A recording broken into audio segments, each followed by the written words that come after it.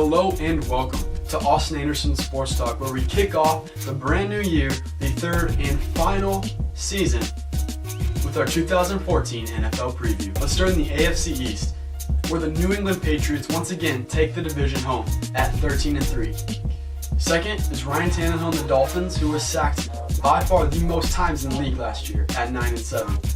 Third, the Jets coming in at 8-8 with Rex Ryan. And finally, the Bills at 5-11 to round out the AFC East. In the AFC West, of course, the Denver Broncos and Peyton Manning do it again. Though they lost some key pieces, Eric Decker, Dominique Rodgers-Cromartie, Knowshon Moreno. But the guys they signed the offseason, TJ Ward, DeMarcus Ware, Aqib Talib, Emmanuel Sanders, Peyton Manning will pick up right where he left off last year. The Broncos at 13-3. Second, the San Diego Chargers coming at 9-7 with Phillip Rivers at the helm. Now third, the Oakland Raiders with Maurice Jones-Drew and some aging veterans. This team's not that bad, and they finish ahead of the fourth place 6-10 Kansas City Chiefs. The AFC North, the Cincinnati Bengals win the division at 10-6, where Andy Dalton has never won a playoff game. That might change this year. Second, Pittsburgh Steelers coming in at 9-7 with Big Ben and the boys. And third, the Baltimore Ravens with Joe Flacco at the helm, finish 8-8. Now, Flacco's not that good. Their problems are bigger than football. And fourth, the Cleveland Browns with Johnny Football, Brian Hoyer actually, starting. They finished 7-9. In the AFC South, Andrew Luck and the Indianapolis Colts finished 10-6 and won the division. At 7-9, the Houston Texans finished tied for second with the Tennessee Titans at both at 7-9. Now the Texans have Ryan Fitzpatrick at quarterback. Yes, Ryan Fitzpatrick at quarterback.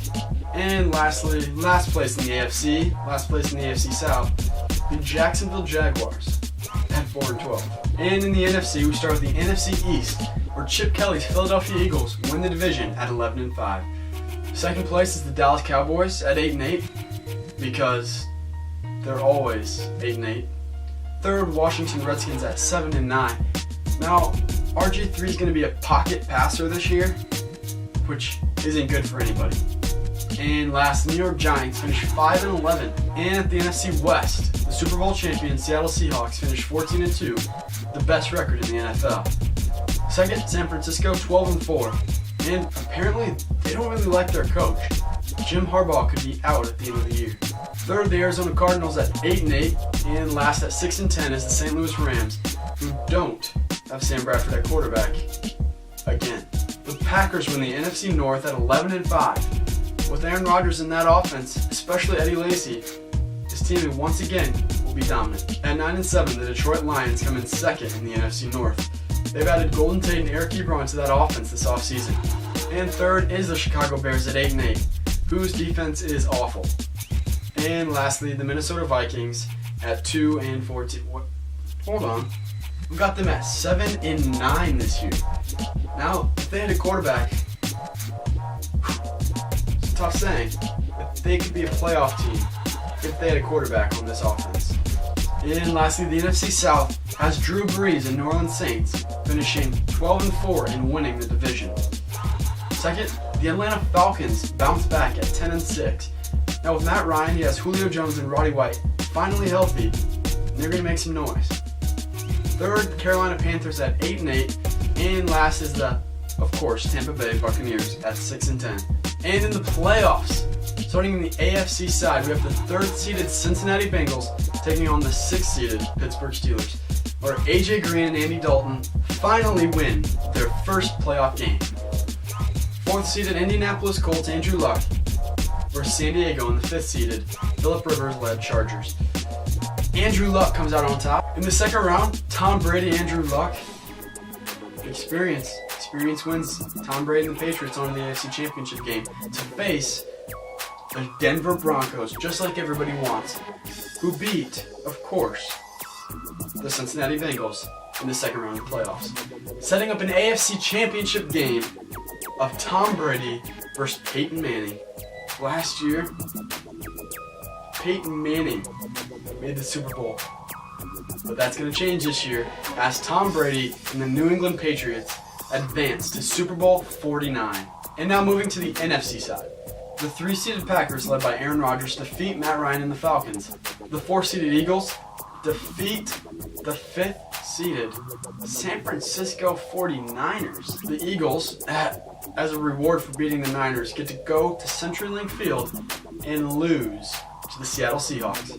And then in a matchup of one of the 2 best quarterbacks in the league, Drew Brees beats Aaron Rodgers to advance to the NFC Championship game to face off against Russell Wilson and the Seattle Seahawks.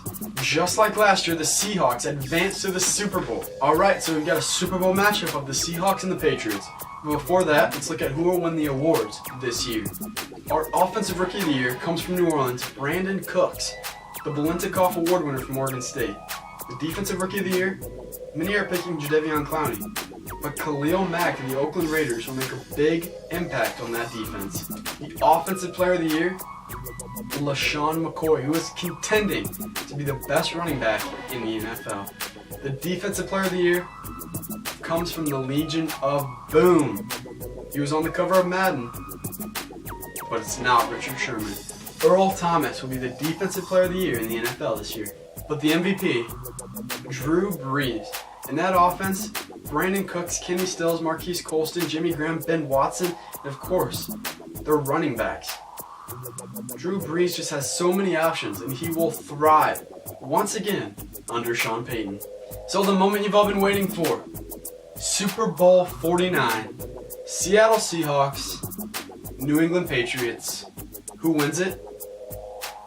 Well, it's so hard to repeat in this league.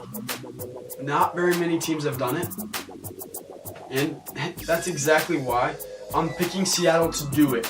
Repeat champions at 31-27 over Tom Brady and the New England Patriots. It's going to be a great year. I'm excited for it, and I hope you're excited for it. Thanks for watching. Thanks for tuning in. Love this football year. Love everything. Thank you.